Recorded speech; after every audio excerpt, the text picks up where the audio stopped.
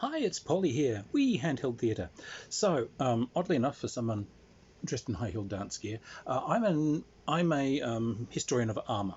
That's one of my big things. Always has been. I have been obsessed with it since I was a child.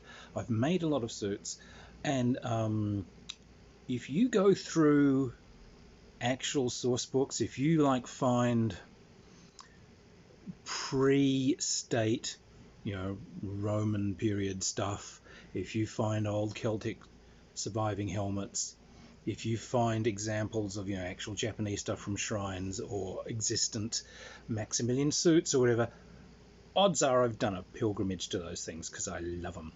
And but back in the days, I did medieval reenactment, and of course some of my role-playing and wargaming buddies came with me. Now, I did my first armor, which was a Japanese o-yoroi, 11th century style. I did that when I was about 17, but I will do a caveat in this that I am an idiot, so sometimes craft-wise, in those early days I definitely went crazy. SCA, medieval reenactment style, I am the inventor of the entirely sealed T-tunic. Yes, in my enthusiasm in sewing clothing, I managed to close all seams. This had no armholes. It had no... I sealed the bottom, I sealed the neck. I sort of went around the whole thing. Bugger. Start again. But my friend Damien, he decided he was going to do a... he wanted to be Mongol for some reason, this thing. So he finds the cheapest material he could, which was canvas. Okay. And, well, he found that you can essentially, most kind of kimono-esque style things, it's just a folded cloth. But he misjudged, and he bought about 9 times as much as he needed. So rather than cut it, he folded it in two. Oh, it was still too big. So he folded that in two. Still too big, so folded that in two. So he ended up making himself this kimono that was made from about 16 layers of canvas by the time he's folded it over. No heat could escape it. Face it, it was essentially bulletproof. Nothing short of a particle accelerator could hurt him, but he couldn't bend his arms. So he went to this thing with his arm sticking out. But we were big enthusiasts of the game RuneQuest. And in RuneQuest, one of the nicest armors you can get is Cure Bolly. Cure Bolly.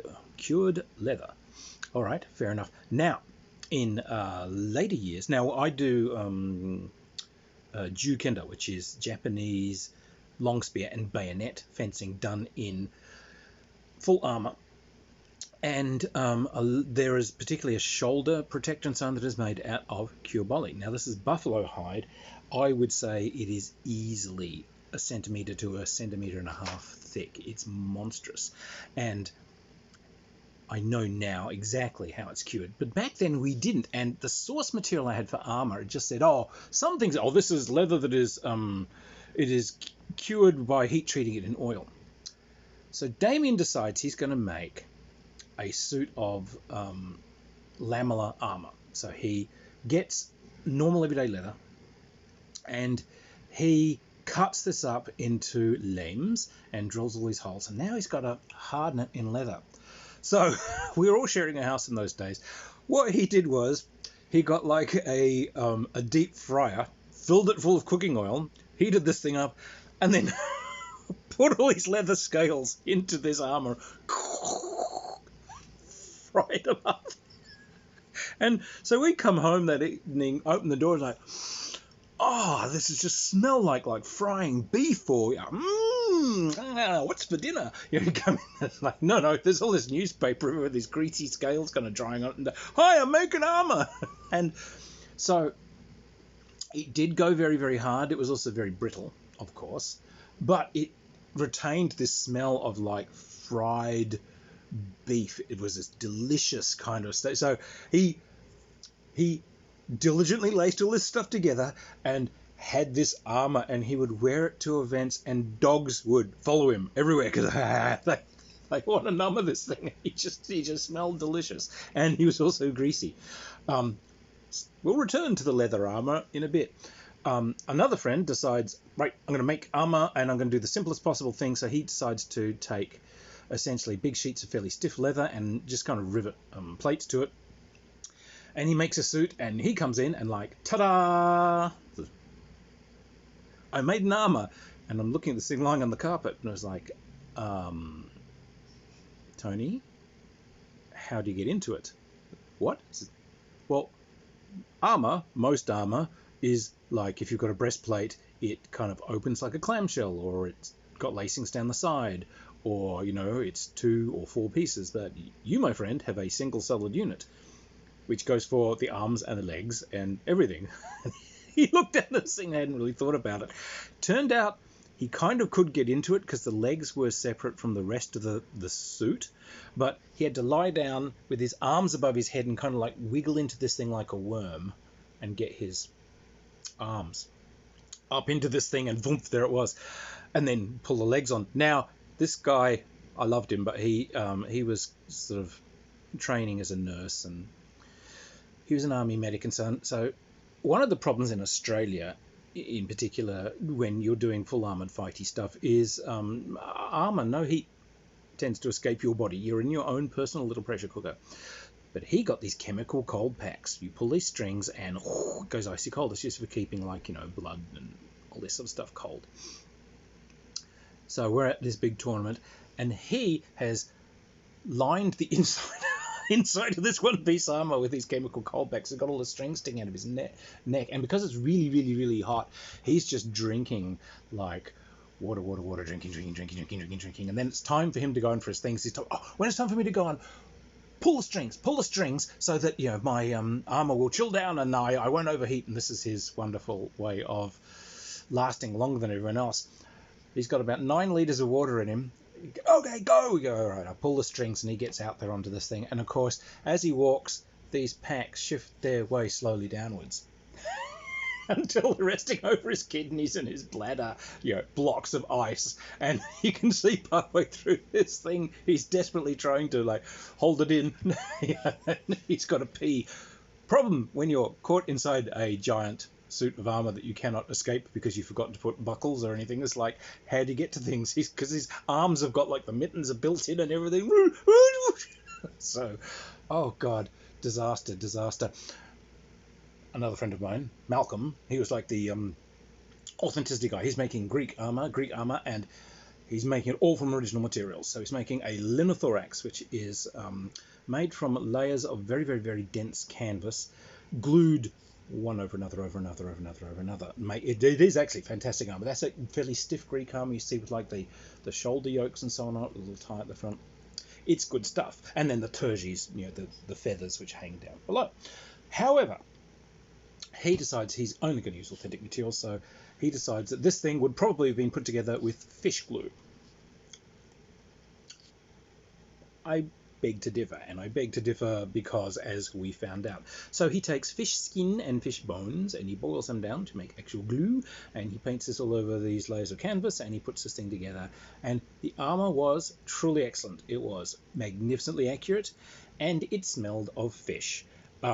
Like, pungently of fish. So this was another one. He made his magnificent bronze Corinthian helmet. He's got his crest, and he's got his hopalon, and he's got his spear, and everywhere he went, cats would be rubbing around him. Go away. And it's like, oh. So Malcolm, how's the hoplite armor working out? Ooh. Could you maybe stand somewhat downwind of the rest of the group? Oh my God. Another friend of mine who I'd been at high school with, and he was a sort of a fellow armor Nazi, but somewhat more sort of like tough than I am, I guess. And he decides he's going to make this fantastic plate armor, which he did, and it was beautiful. And it still exists today, actually. He showed me I saw some photos of it. But he's taking his cue from, like, early 16th century. Now, if you have a look at kind of Henry VIII sort of period armors, there'll be like a core suit of armor, and there'll be extra bits and pieces that you can take on and off for different purposes. So if it's the ensemble for the tilt, it'll probably have a different armored beaver on it.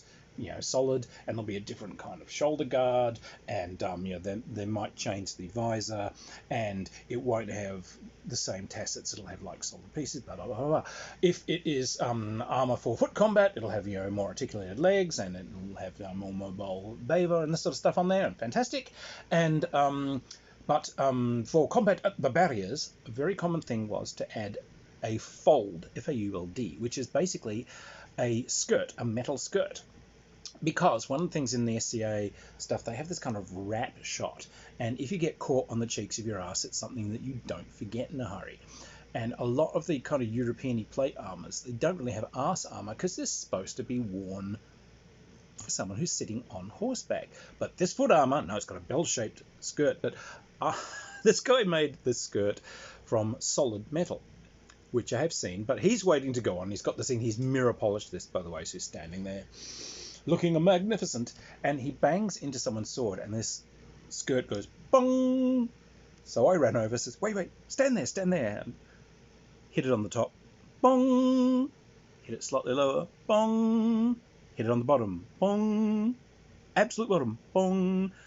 Well, hang on, and it's thicker metal in some places. So, bong, bong, bong, bong, bong, bong, bong, bong, bong, bong. So now, of course, it's SCA, so there's all these budding musicians. So this guy's standing there, trying to look noble and magnificent when to go, and there's people experimentally xylophoning on this thing. Do do do do do do do do do do do do do do do do do do do do. Wait, can we go Jamaican? Do do do do do do. Stop it, leave me alone.